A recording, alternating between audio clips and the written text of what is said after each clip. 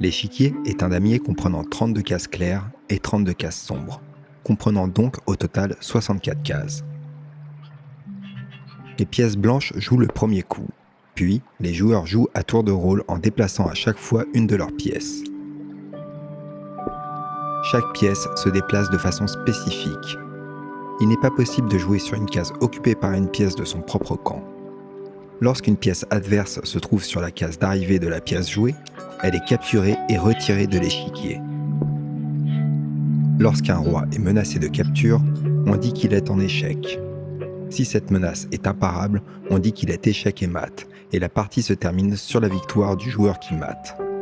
Il est interdit de mettre son propre roi en échec ou de le faire passer sur une ligne d'échec. Si un camp ne peut plus jouer aucun coup et si son roi n'est pas en échec, on dit alors qu'il s'agit d'une position de patte. Quel que soit le matériel dont le camp adverse dispose, la partie est déclarée nulle, c'est-à-dire sans vainqueur. Le but du jeu est donc d'infliger un échec et mat à son adversaire. Les pièces blanches sont placées sur les cases A1 à H1 et A2 à H2. En face, nous avons les pièces noires de A8 à H8 et A7 à H7.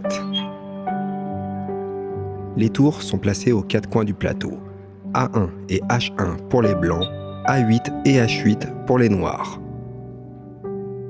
Les cavaliers en B1 et G1 côté blanc, B8 et G8 côté noir. Le foucase blanche et le foucase noir sont placés respectivement sur C1 et F1 pour le côté blanc et C8 et F8 pour le côté noir. La dame est posée sur la case de la couleur lui correspondant, D1 côté blanc et D8 côté noir.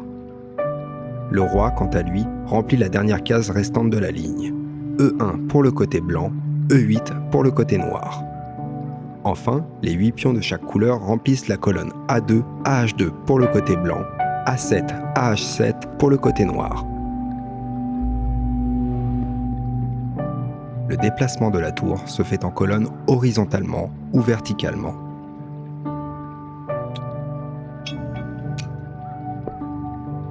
Le cavalier est la seule pièce ne pouvant être interceptée. Elle bondit jusqu'à sa case d'arrivée, ce qui veut dire qu'elle peut passer au-dessus de n'importe quelle pièce du plateau. Le fou se déplace en diagonale.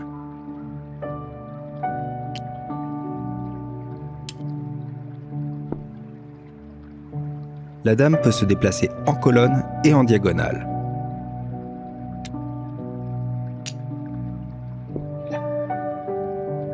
Le roi se déplace d'une case autour de lui.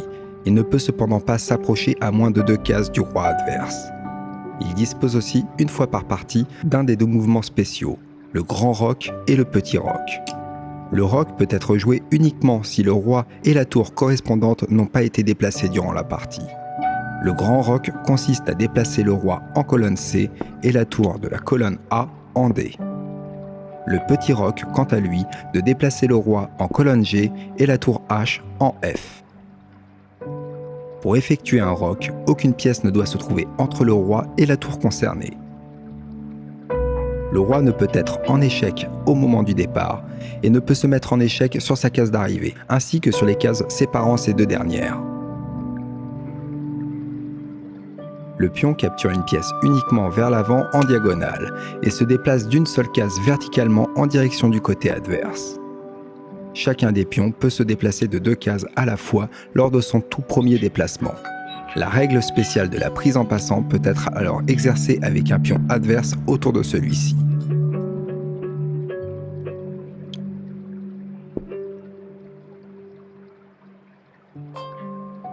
Lorsqu'un pion traverse toute la longueur du plateau et termine son déplacement sur la colonne 8 pour le blanc, colonne 1 pour le noir, il effectue immédiatement une promotion en transformant le pion par une pièce de son choix.